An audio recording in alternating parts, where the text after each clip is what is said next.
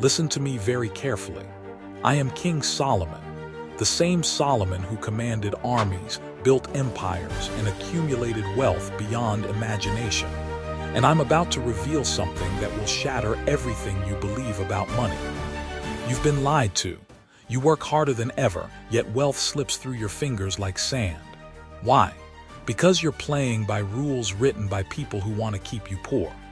Here's the brutal truth.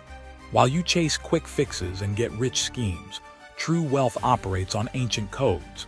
7 specific signs that separate those destined for abundance from those condemned to struggle forever. I didn't become the richest king in history by accident. I cracked a code, the same code I'm about to share with you today. But here's what terrifies me.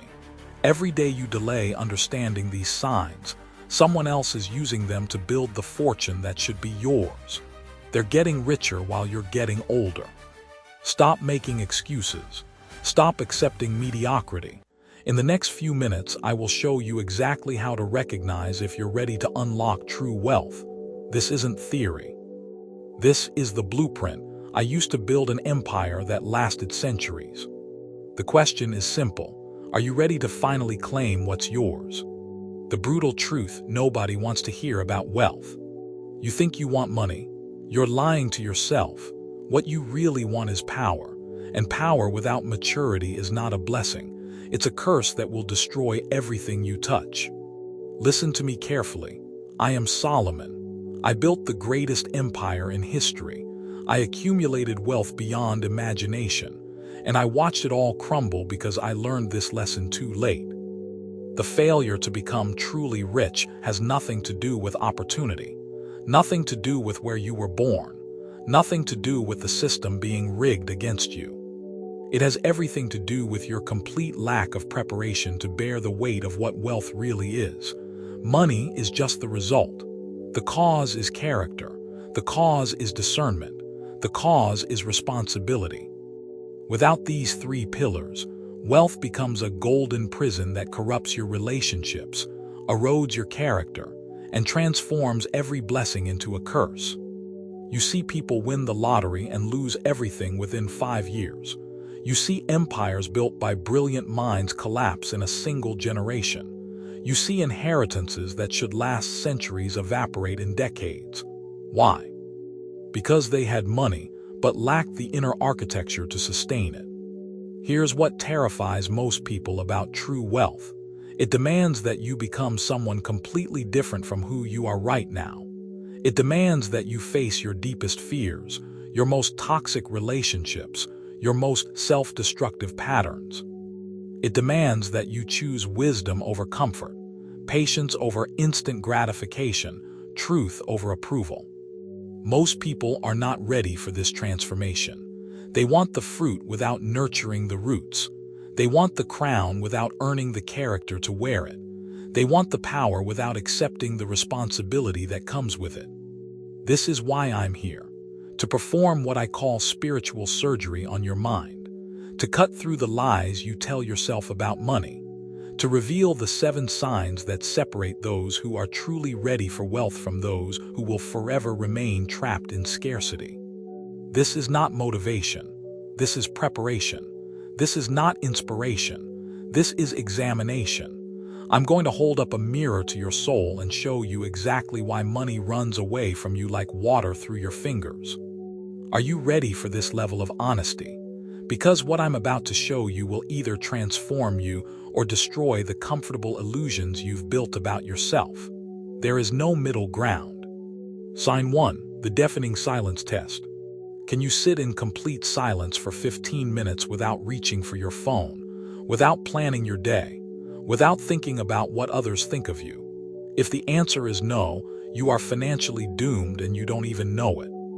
Here's why silence terrifies you. In silence, you hear the voice of wisdom, and wisdom always tells you things you don't want to hear. Wisdom tells you that most of your financial decisions are driven by your desperate need for approval.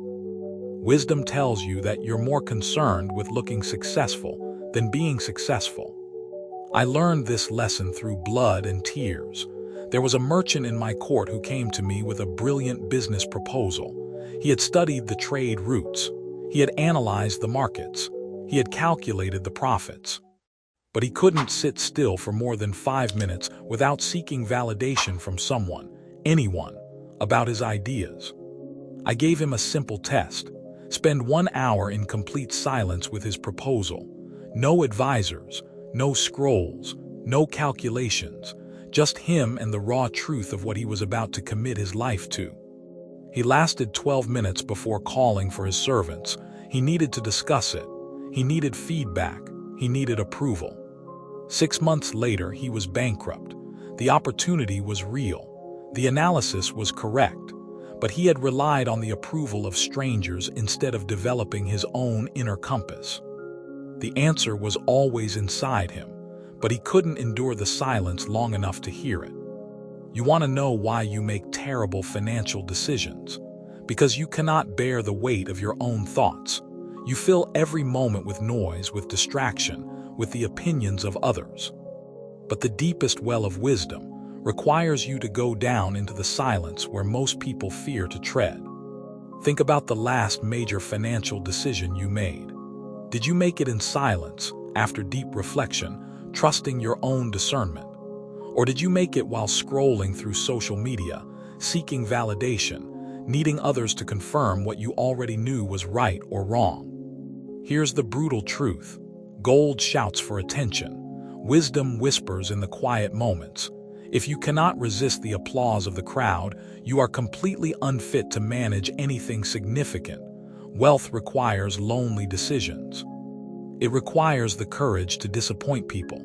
It requires the strength to choose what is right over what is popular. I remember the morning I had to decide whether to execute 2 women fighting over a baby.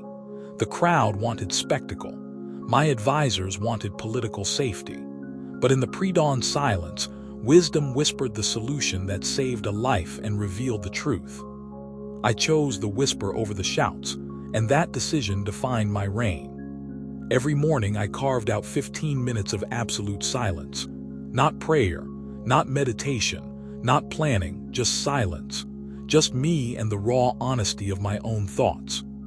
In those moments, I heard things that no advisor could tell me. I saw patterns that no report could reveal. I found courage that no crowd could give me. This is your first test. 15 minutes of absolute silence every single day. No exceptions. No substitutions.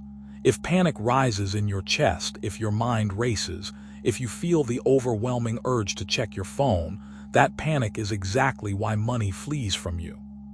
Wealth flows toward those who can make decisions in solitude and live with the consequences. The silence will tell you who you really are, and that's precisely what you're afraid to discover. Sign 2, the wisdom hunger that money can't satisfy. There are people who are rich and there are people who are prosperous. The rich have money. The prosperous have discernment. And without discernment, every lottery ticket becomes a curse. Every empire becomes ruins. Every inheritance becomes a cautionary tale. When I was young and God appeared to me in a dream, He offered me anything I wanted. Anything. I could have asked for gold that would make Midas weep. I could have asked for armies that would conquer the known world. I could have asked for pleasures that would make the most hedonistic emperor seem like a monk. Instead, I asked for wisdom. I asked for discernment between good and evil. And you know what happened? The wealth came as a byproduct. It flowed naturally because I had developed the character to steward it properly. Here's the question that separates the wealthy from the broke. You ask, how can I get rich? The wealthy ask, how can I become trustworthy enough to manage wealth? You see the difference. One is about taking, the other is about becoming. Think of wealth like a tree. Most people are obsessed with the fruit. They want the money, the possessions, the lifestyle, but they ignore the roots. The roots are wisdom, character, discernment, patience. When you obsess only with the fruit, you kill the tree. When you nurture the roots, the fruit flows naturally for decades. I once knew a spice merchant who discovered a new trade route that could make him wealthy beyond imagination. But he was so obsessed with quick profits that he never bothered to verify his suppliers. He never studied the political situation of the regions he was trading with. He never built relationships with local leaders. His first shipment was worth a fortune. His second shipment was confiscated by corrupt officials. His third shipment was robbed by bandits who knew exactly what he was carrying and when. Within a year, he had lost everything because he wanted the fruit without nurturing the roots. But here's where wisdom becomes your ultimate competitive advantage. There was a time when a neighboring kingdom offered me a massive tribute if I would turn a blind eye to their unjust treatment of my people. The money was enormous. The temptation was real, but wisdom whispered that this compromise would poison everything I was building. I rejected the tribute. My advisors thought I was insane.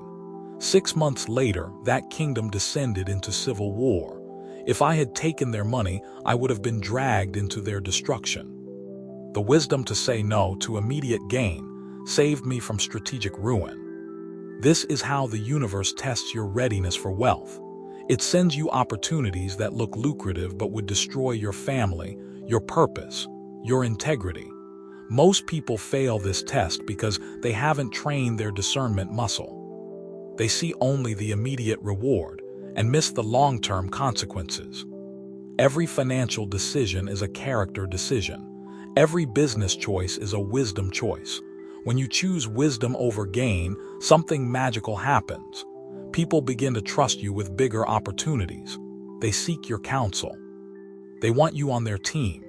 They offer you deals that aren't available to the desperate and the short-sighted.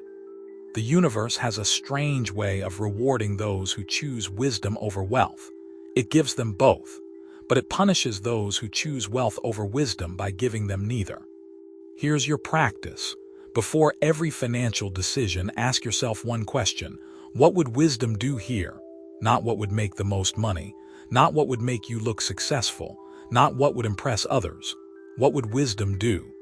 When you start asking that question consistently, you'll notice something incredible. The quality of your decisions improves dramatically. The trust people place in you increases exponentially.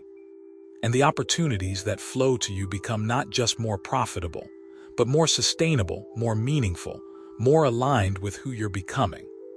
Wisdom is the only hunger that grows stronger when fed. Money satisfies temporarily. Wisdom creates an endless appetite for more wisdom. And that appetite becomes your greatest asset in a world full of people making decisions based on fear, greed, and ignorance. Sign 3. The comfortable prison that destroys souls. The most dangerous time in any person's life is not when they have nothing. It's when they have everything. Because that's when most people try to numb their deepest wounds with pleasures and discover that luxury is the most expensive bandage ever created for an infected soul. I learned this through the most painful lesson of my life. At the height of my wealth, I had 700 wives and 300 concubines. I had gardens that took your breath away. I had feasts that lasted for days. I had entertainment that made other kings weep with envy. And I was the most miserable man alive. Here's what nobody tells you about pleasure. It follows the law of diminishing returns. The first taste is amazing. The second taste is good. The third taste is okay. By the 100th taste, you need something stronger, something more extreme, something more dangerous just to feel anything at all. But wisdom follows the law of increasing returns. The more you learn, the more you want to learn. Every answer creates 10 new questions. Every insight opens up new territories to explore. Wisdom creates sustainable fascination. Pleasure creates escalating emptiness. I once knew a prince who inherited more wealth than most kingdoms possessed. His first year, he threw parties that became legendary. His second year, he discovered gambling and lost fortunes that could feed cities. His third year, he was seeking thrills so dangerous that his own bodyguards refused to participate. He came to me broken, empty, searching for something that no amount of money could buy. He said something I'll never forget. "Solomon, I have everything and I feel nothing. I can buy any pleasure, but I can't buy peace. I can purchase any experience, but I can't purchase meaning." That's when I understood the difference between medicine and tools. Money is a tool. It can build, create, provide, protect. But when you try to use money as medicine for depression, anxiety, loneliness, or rejection, it becomes poison. It amplifies the very problems you're trying to solve. Here's the brutal question you must answer honestly. What emotional wound are you trying to heal with wealth? Are you seeking money to prove your worth to people who rejected you? Are you chasing success to fill the emptiness left by absent love? Are you accumulating possessions to medicate the anxiety that keeps you awake at night? If the answer to any of those questions is yes, you are not ready for wealth. You are ready for therapy. You are ready for healing. You are ready for the inner work that money cannot do for you. I had to learn this lesson by losing almost everything I cared about. My relationships became transactions. My pleasures became addictions. My blessings became burdens.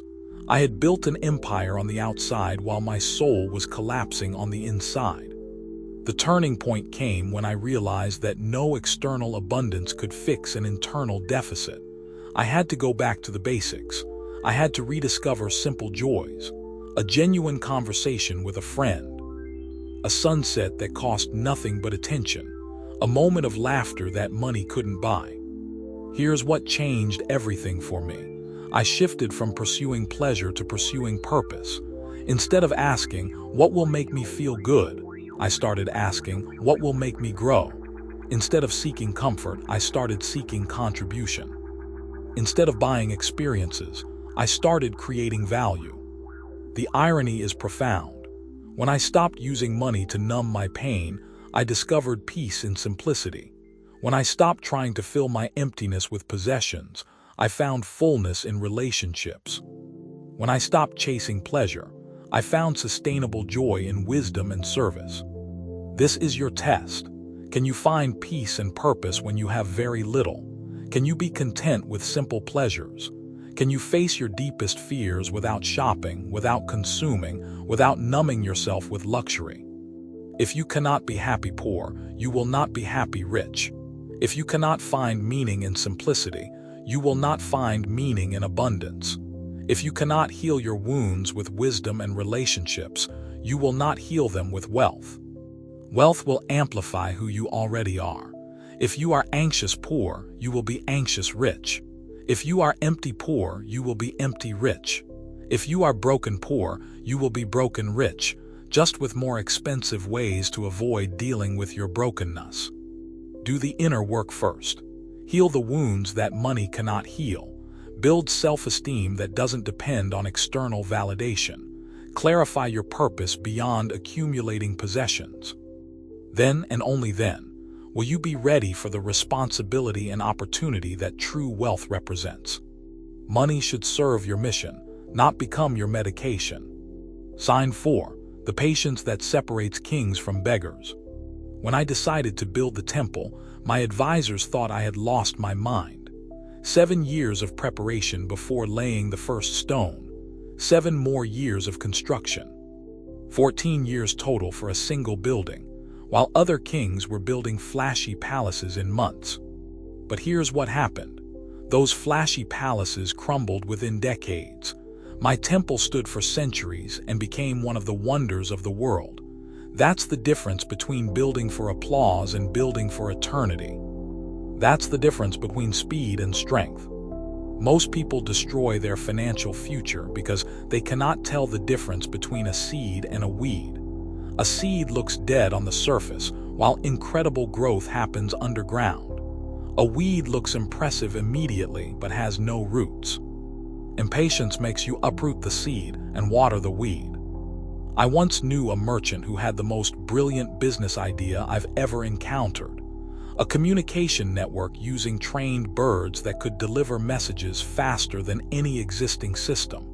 It was revolutionary. It was profitable. It was exactly what the world needed. But he gave himself 3 months to make it work. 3 months to train the birds. 3 months to establish roots. 3 months to build trust with customers. When it didn't explode immediately, he abandoned the idea and chased something else. 20 years later, Another merchant with the same idea but infinite patience built the most profitable communication empire in history. Same idea, different time horizon, completely different outcome. Here's what impatience costs you. Bad deals because you can't wait for good ones. Panic selling when markets drop. Quitting promising ventures right before breakthrough. Constantly switching strategies instead of executing one consistently. I remember being offered what looked like a brilliant investment opportunity, triple my money in 1 year. The mathematics looked perfect. The testimonials were impressive. The urgency was overwhelming. They needed an answer immediately. But something about the timeline felt wrong. Legitimate wealth builds steadily. Suspicious wealth promises instantly. I asked for more time to investigate. They said the opportunity would disappear. That's exactly when I knew to walk away. 2 years later, the entire scheme collapsed. Everyone who invested lost everything. My patience preserved not just my wealth, but my reputation. The people who rushed into that deal lost both. Patience is not passivity. Patience is working with a timeline longer than 5 years. Patience is building your reputation one relationship at a time. Patience is educating your market instead of demanding immediate acceptance. Patience is refining your product until it's excellent instead of rushing mediocrity to market. The fastest money always shouts for attention. The most durable money always whispers. Most people choose fast money because they cannot endure the whisper. They need the immediate validation. They need the quick win. They need to prove to themselves and others that they're successful right now. But here's the secret that separates temporary success from generational wealth. The ability to delay gratification is the most valuable skill you can develop. Every day you can wait is a day your competitors cannot. Every month you can invest instead of spend is a month that compounds in your favor. Every year you can build instead of harvest is a year that creates exponential returns. This is how you train your patience muscle. Stop checking your investments obsessively. Stop changing your strategy when it doesn't work immediately. Stop jumping on every opportunity that promises fast returns. Start measuring progress in years, not weeks. When someone offers you something that sounds too good to be true with a timeline that feels too fast to be real, that's exactly when patience becomes your superpower. The people who cannot wait will rush into the trap. The people who can wait will let others test the waters first. I built my wealth by being willing to wait for the right opportunity instead of settling for the available opportunity. I built my empire by accepting smaller profits consistently instead of chasing bigger profits immediately. I built my legacy by planting trees whose shade I might never enjoy. The market will test your patience constantly. It will offer you shortcuts that lead to cliffs. It will promise you speed that leads to crashes. It will tempt you with returns that are too good to be sustainable. Your job is to smile, say no, and keep building. Your job is to think in decades while others think in days. Your job is to be boring, consistent, and patient while others are exciting, erratic, and desperate. Time is your greatest ally if you know how to use it, but it becomes your worst enemy if you're constantly fighting against it. Sign 5. The treasure hidden in what others despise. There's a story I'll never forget. A city under siege, facing certain destruction, saved by the wisdom of a poor man whom everyone had forgotten. His solution was brilliant. His strategy was flawless. His insight was profound. But the moment the crisis passed, no one remembered his name. This taught me the most valuable lesson about wealth creation. True value rarely announces itself with fanfare. It whispers in the corners while everyone else is distracted by the noise. It hides in the people others overlook, the ideas others dismiss, the opportunities others find too small to notice. Think of a gold nugget sitting in mud. To the untrained eye, it looks like any other rock, but to someone who knows what to look for, it's treasure waiting to be claimed. The key is developing eyes that see value before it becomes obvious to everyone else. Because once it's trending, it's too late. I learned this from the most unlikely source, a stable boy in my court who everyone treated as invisible, but I noticed something strange. The horses responded to him differently. They were calmer, faster, more responsive. While my military advisors were debating expensive solutions to improve our cavalry, this boy had already solved the problem. I asked him to demonstrate his methods. What he showed me revolutionized our entire military strategy. His techniques reduced training time by half and doubled efficiency. This forgotten stable boy became one of my most trusted advisors, not because of his credentials, but because of his results. Here's where most people fail catastrophically. They judge value by packaging instead of performance. They dismiss ideas because they come from the wrong person. They overlook opportunities because they seem too simple. They chase complexity and ignore elegance. I once rejected what seemed like a foolish proposal, a network of carrier pigeons to speed up communication across my kingdom. The man presenting it was poorly dressed, spoke with a regional accent, and had no formal education. My advisors laughed him out of the room. But something nagged at me. I called him back privately and asked him to explain his idea again. What he described was genius, not complex genius, simple genius. The kind of solution that seems obvious only after someone brave enough to think differently explains it to you. That pigeon network gave me strategic advantages that my enemies couldn't understand. While they were still sending messengers on horseback, I knew about threats and opportunities days earlier. That information advantage translated into military victories and economic gains that shaped my entire reign. The pattern became clear. Value often comes disguised as simplicity. Innovation often comes from the margins, not the mainstream. Breakthrough solutions often come from people everyone else underestimates. But here's the skill you must develop: the ability to ask what's interesting about this idea before asking who's presenting this idea, the curiosity to investigate before dismissing, the humility to learn from anyone regardless of their status or credentials. I trained myself to spend time with people my advisors considered beneath my attention: street merchants who understood market psychology, foreign traders who saw patterns my economists missed, craftsmen who solved problems with elegant simplicity. These conversations became my competitive advantage.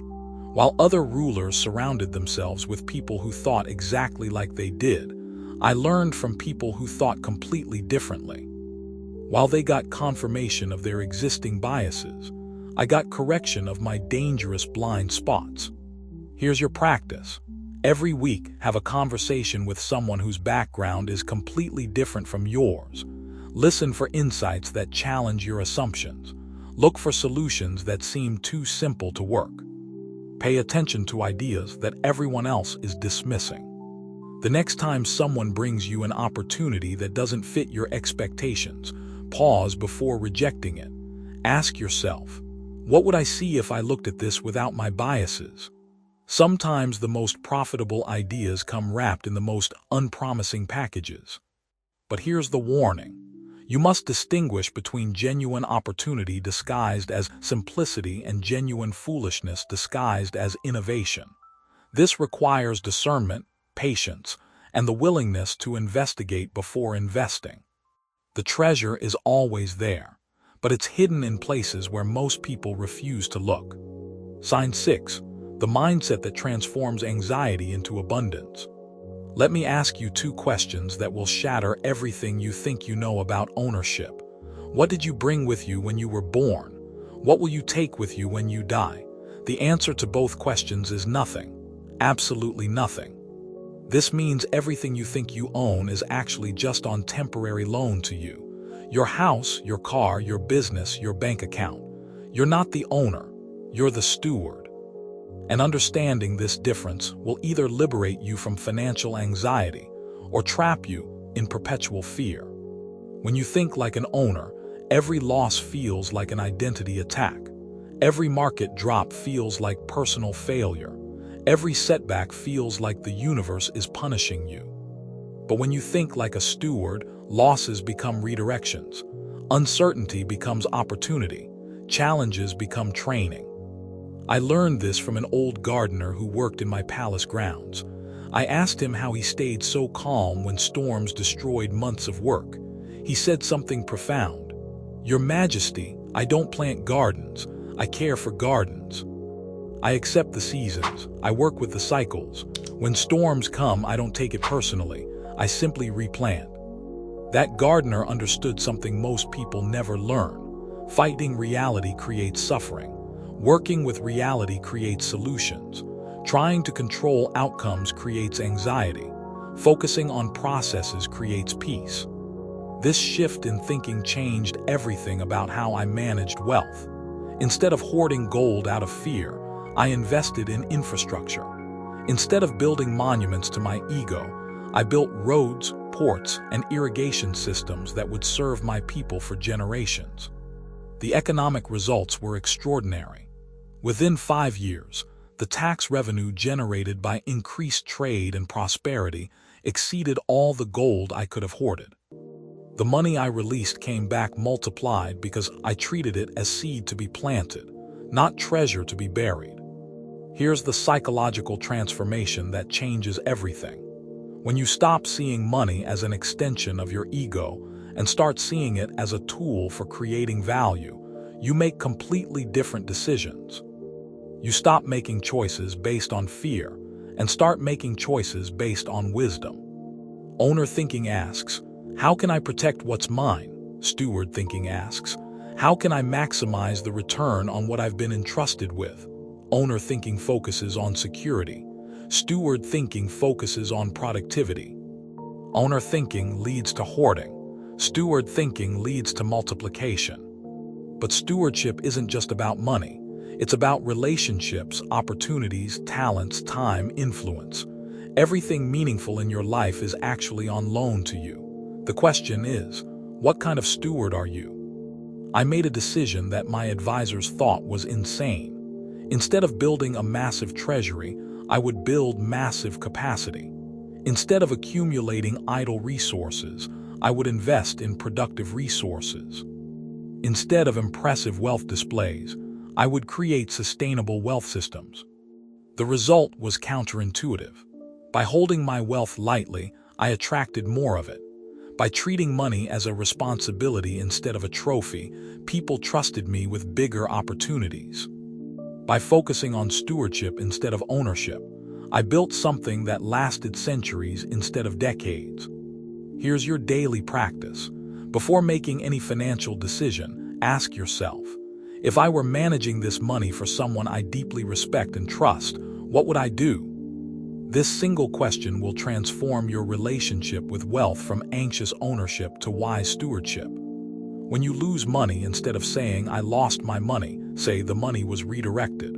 When you gain money, instead of saying, "I earned this," say, "This was entrusted to me." Small language shifts create massive mindset changes. The universe has a strange way of testing your readiness for greater wealth. It watches how you handle what you have now. If you cling to it desperately, you signal that you're not ready for more. If you hold it lightly and use it wisely, you signal that you can be trusted with greater responsibility. Clenched fists can't receive new gifts. Open hands signal readiness for greater entrustment. The paradox of wealth is simple. The more tightly you hold it, the more likely you are to lose it.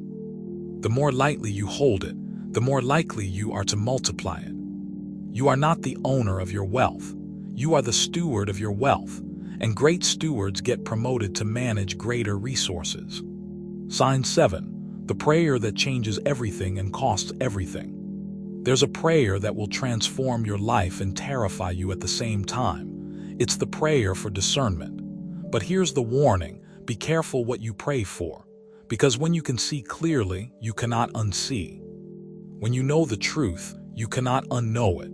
And when you have discernment, you have the responsibility to act on it. Discernment is dangerous because it comes with duty. Most people prefer the comfortable darkness of ignorance to the demanding light of truth. They would rather make decisions based on wishful thinking than face the brutal reality of what wisdom reveals. When I prayed for discernment, I thought I was asking for business insight. I thought I wanted the ability to spot good investments and avoid bad deals. What I got was the ability to see into the hearts of people, to detect the subtle poison in attractive opportunities, to recognize the slow corruption that destroys kingdoms.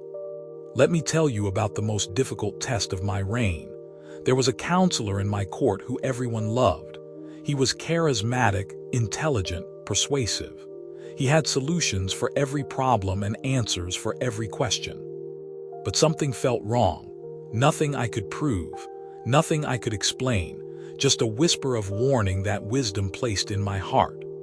For months I wrestled with this feeling. Was it jealousy? Was it paranoia? Was it the price of power making me suspicious of everyone? But the whisper grew stronger, not weaker. Discernment doesn't shout, it doesn't argue. It simply presents truth and waits for courage to act on it. I made the hardest decision of my political life. I confronted this counselor directly. I questioned his loyalties. I investigated his connections. It created a political crisis. Half my court thought I had lost my mind.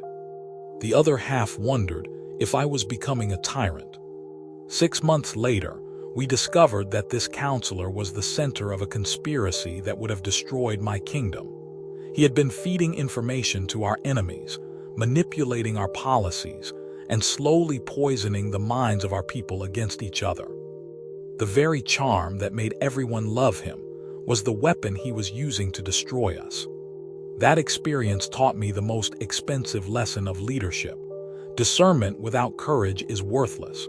Seeing the truth and refusing to act on it makes you an accomplice to deception. Wisdom that doesn't translate into action becomes complicity with destruction. But here's what most people don't understand about acting on discernment. It will cost you popularity. It will create conflict. It will force you to make enemies of people you care about. It will require you to choose integrity over convenience, truth over comfort, what's right over what's easy. Every major financial decision becomes a test of your willingness to act on what you know is true. Do you invest in that opportunity that looks perfect but feels wrong? Do you continue the partnership that's profitable but compromising your values? Do you take the money that would solve your problems but corrupt your purpose? The universe tests your character by offering you shortcuts that would bypass your integrity. It tempts you with profits that would compromise your principles. It presents you with opportunities that would advance your position but damage your soul. Here's how I learned to make decisions under pressure. First, I pause. I refuse to make important choices when I'm emotional, desperate, or under artificial time constraints. Second, I ask for the ability to see beyond appearances. I pray for the wisdom to understand the real consequences, not just the immediate benefits. Third, I act on what I know is true, regardless of the cost. The process is simple. The execution is brutal, because acting on discernment often means disappointing people you care about. It means losing money you need. It means choosing the difficult right over the easy wrong. But here's what happens when you consistently choose integrity over profit, wisdom over wealth, truth over convenience. People begin to trust you with opportunities they wouldn't offer to others. They seek your counsel because they know you'll tell them what they need to hear, not what they want to hear. They invite you into deals because they know you'll protect everyone's long-term interests, not just your own. This is how you build what I call moral momentum. Every time you choose character over cash, you make the next right choice easier. Every time you act on discernment despite the cost, you strengthen your ability to hear wisdom in the noise. The prayer for discernment is not a request for comfortable insights. It's a commitment to uncomfortable action. It's a willingness to pay the price of seeing clearly and acting courageously. Are you ready for that level of responsibility? Because once you pray this prayer authentically, your comfortable world of plausible excuses will end forever. The invisible architecture of lasting prosperity. Everything I've shared with you comes down to this. Wealth is not an accident. Prosperity is not luck. Financial abundance is the predictable result of invisible preparation that most people refuse to do because they want the fruit without nurturing the roots. These 7 signs are not suggestions, they are requirements. They are not options you can choose from. They are standards you must meet. The universe doesn't negotiate. It doesn't make exceptions. It doesn't care about your circumstances, your background, or your excuses. Here's how you integrate these signs into your daily life. Every morning, spend 15 minutes in absolute silence. No phone, no distractions, no agenda, just you and your thoughts.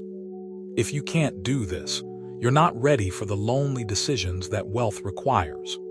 Before every financial choice, ask yourself, what would wisdom do here? Not what would make the most money, not what would impress others. What would wisdom do? Let that question guide your investments, your partnerships, your spending, your career choices. Stop trying to heal emotional wounds with material purchases. Before chasing wealth, chase healing. Before pursuing abundance, pursue wholeness.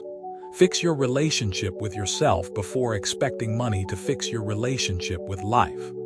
Develop the patience to work on timelines longer than most people can imagine. Think in years when others think in weeks. Think in decades when others think in months. Every day you can wait is a competitive advantage over people who need results immediately. Train your eyes to see value where others see nothing. Spend time with people others dismiss. Listen to ideas others ignore. Investigate opportunities others consider too small. The biggest fortunes come from spotting trends before they trend. Hold your money lightly. See yourself as a steward, not an owner. Ask yourself regularly, if I were managing this for someone I deeply respect, what would I do? This mindset transforms anxiety into abundance and fear into flow. Pray for discernment and commit to acting on it regardless of the cost. Every compromise you make with your integrity delays your breakthrough. Every shortcut you take away from wisdom extends your struggle. But understand this, these practices will not make you comfortable. They will make you strong. They will not give you easy answers. They will give you the right questions. They will not eliminate difficulty from your life. They will give you the character to handle difficulty with grace. The 7 signs are not a program you complete. They are a way of life you embrace. They are not skills you learn once. They are muscles you strengthen daily. They are not destinations you reach. They are directions you choose consistently. Most people want wealth without transformation. They want the results without the requirements. They want the crown without the character to wear it. That's why most people remain financially stuck despite having access to more information, more opportunities, and more resources than any generation in history. The information is not the limitation. The preparation is the limitation. The knowledge is not the barrier. The character is the barrier. The opportunity is not the problem. The readiness is the problem. When these 7 signs mature in your life, wealth becomes inevitable.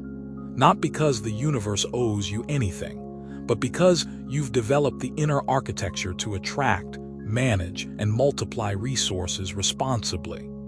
Money flows toward people who can handle it properly. Opportunities flow toward people who can execute them effectively. Trust flows toward people who can steward it faithfully.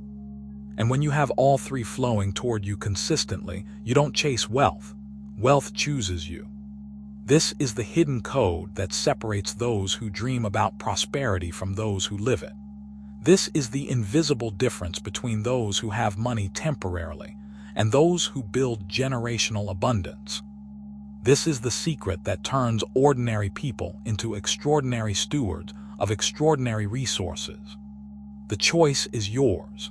You can continue making the same financial decisions that have produced your current results, or you can embrace the uncomfortable growth that produces uncommon outcomes.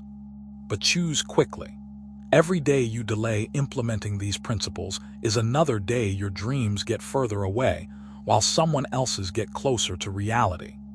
The choice is staring you in the face right now, not tomorrow when you feel more ready, not next week when circumstances improve, not next month when you have more time, right now. You've heard the 7 signs. You've seen the mirror Solomon held up to your soul. You know exactly which signs you're missing. You know exactly what's keeping money at arm's length from your life. But knowing and doing are separated by a canyon that most people never cross. They know what to do. They understand the principles. They nod their heads and feel inspired. Then they go back to the exact same patterns that created their current results. This is where champions separate from spectators. This is where legends separate from losers. This is where the wealthy separate from the wishful. You can spend the next 5 years making excuses about why you're not ready, why the timing isn't perfect, why you need more information, why you need more security, why you need more approval from people who will never give it to you. Or you can declare war on every limiting belief, every comfortable excuse, every self-sabotaging pattern that has kept you financially stuck. You can choose the uncomfortable growth that produces uncommon results. The universe is watching your next move, not your next thought, not your next intention, your next move. Will you implement the silence practice today? Will you start asking wisdom what to do instead of asking fear what to avoid? Will you stop medicating emotional wounds with material purchases? Will you develop the patience that separates kings from beggars? Every minute you hesitate is a minute someone else is using these principles to build the wealth that could have been yours. Every hour you delay is an hour your competitors are getting ahead. Every day you postpone is a day your dreams get further away. If you want to continue this transformation, don't wait. Subscribe now, because this journey into Solomon's wisdom doesn't end here. It deepens, it intensifies, it demands more of who you're becoming. The 7 signs are calling you forward, not someday, not eventually, now, not when you're comfortable, not when you're ready, now, not when fear stops whispering, not when doubt stops screaming, now. Your breakthrough is on the other side of your next decision.